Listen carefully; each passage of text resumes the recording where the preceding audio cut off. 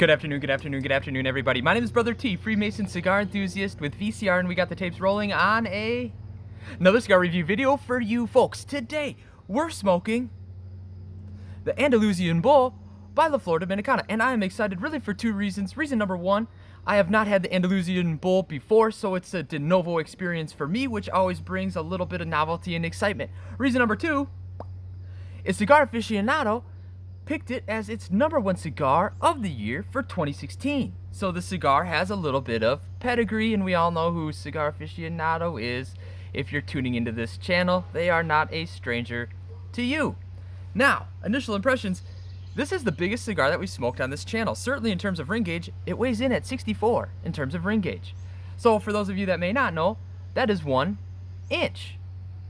So we're excited. Outside of that, it has visible veins, visible seams. It's almost a reddish brown in color. It has what appears to be a triple cap. It's a very firm pack. It's smooth to the touch, i.e. it's toothless. Pre-light aroma. It's almost a cedar, mineral quality, and a little bit of a hay. Let's cut and light.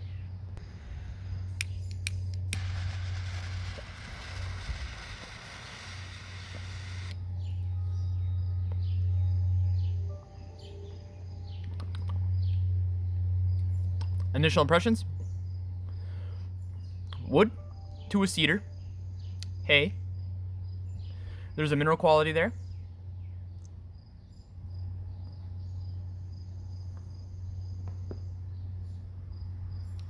Leather. Almost a cocoa already. We'll put a pin in that though, just to be sure, since these are initial impressions and we're literally just drawing right off as we light the foot. So we'll come back and confirm that. No, it's a little early for cocoa, but I'm open to it. So we'll see how it develops. In terms of draw,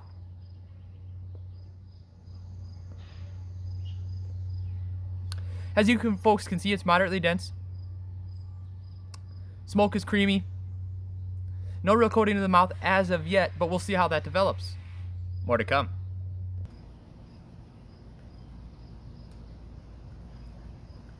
All right, everybody. Getting to that 1 inch in mark, time for a flavor update, and goodness, have we covered a lot of ground. 1 inch means a lot when you have about a 1 inch in diameter as well. Tasting notes that we've had wood to a very clear cedar at times. We've had some white pepper. There's still some leather hanging on. There's elements of cream, bits of baking spice. It's so far really just fantastic.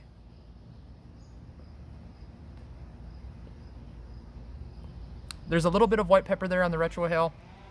Slight back of throat scratch at times, albeit right now it's receding. And there is a baking spice as well.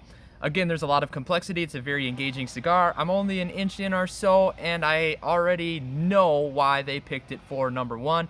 In terms of the LFD offerings that I've had, Lennox being my favorite up until now, this very much is, I think, the brand standard, the pinnacle offering, I think, from LFD by my guesstimation and by my mileage. It certainly is the best cigar I've had from them so far. So we'll see if it continues on this trajectory, but it is a fantastic ride so far. More to come.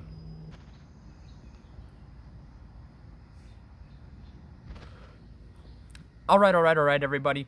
We're at that point where we can undress this guy, remove the band. We're going to walk through tasting notes as well as the blend FAQs. Now, we've already undressed this guy or removed the band because I thought I had my phone on record. We didn't. So, band #1 and band #2. And we're going to talk about those bands a little bit. It has a regal color palette. Moderately contrasting. The primary colors that you see here are going to be really rich golds, deep greens, and black. It has iconography or embossed elements throughout, as well as some scripting and scrolling on the arms. It's on fantastic paper stock. The portraiture is engaging. The print quality has no pixelization. It's a shadow image of a matador. And a little known fact, that this font, Andalusian Bull, is actually based on the handwriting of Mr. Pablo Picasso. He himself a fan of the bull, as well.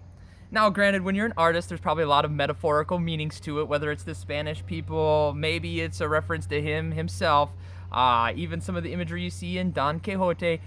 So we all know Pablo Picasso, fantastic artist. My favorite artist, in fact, because I'm a surrealist fan. So, getting that out of the way, something about me you didn't know.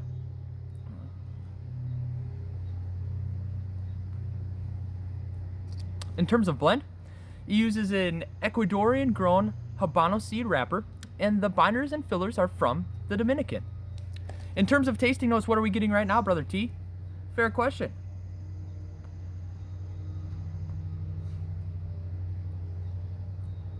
There's creamy cedar, earth. We had a little bit of white pepper earlier. Not really so much now. Pretty forward baking spice.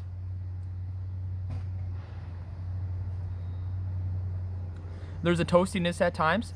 There's some soft citrus in there, as well as some cream coffee and a slight nut component.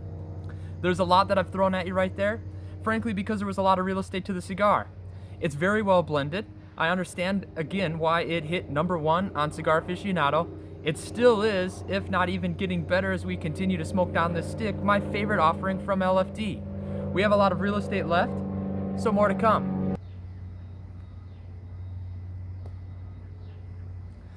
All right, everybody.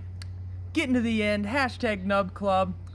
The ash just dropped, of course, as we push play. We're here to do the cigar wrap-up as well as update you folks on any tasting notes that we've experienced between our last update and this one. By way of VCR cigar reviews, this certainly is feature length because we're over 6 minutes already. So, jumping right into the tasting notes, we have some creamy cedar to wood. We have what is becoming a very minerally earth quality. We have coffee as well as some coffee bitter components as well. The baking spice is still holding on, and there's bits of dried fruit at times.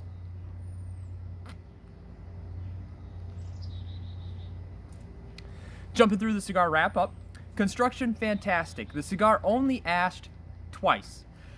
Once at the opening of this cut, and then around the halfway point as well. In terms of burn, it's been fantastic.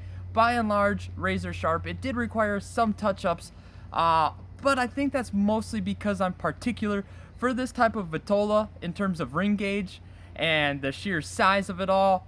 I think it's a masterpiece of construction that the burn did as it did with this offering.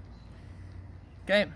It is like a milkshake through a straw in terms of draw. It's moderately dense. There's a slight coating to the mouth, more cream than oil.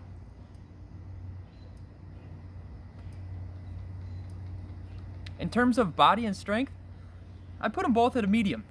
Though towards the end here, that strength certainly does move forward and the tasting notes get a little richer. But outside of that, this cigar has been fantastic. I do think it warrants a call to action or a CTA. The second one we've ever issued on this channel. The first one was for the Carolina Reaper by Viaje. This cigar certainly is fantastic. Brother T, how many would you buy? Well, I'd buy a box. Brother T would buy a box. Thankfully, I have one more because I always buy 2 of everything. 1 to rock and 1 to stock. So I have 1 sitting in the humidor right now, and I'm thankful that I do. At first opportunity, I will be scoring a box of these tidbits because they are tasty. I think it hits dang near every tasting note you could in terms of offerings. You've had the coffees, you've had the baking spices, you've had the woods. I mean, the earth, it's been amazing. White pepper, also some black pepper. Really towards the end, it's more black pepper than white pepper by my mileage. My name is Brother T, Freemason cigar enthusiast, and you tuned into a feature-length cigar review, probably because the cigar was about this big. Alright, it's kind of like a fishing story. It gets bigger every time I tell it. Outside of that, though, as always, smoke 'em if you got 'em.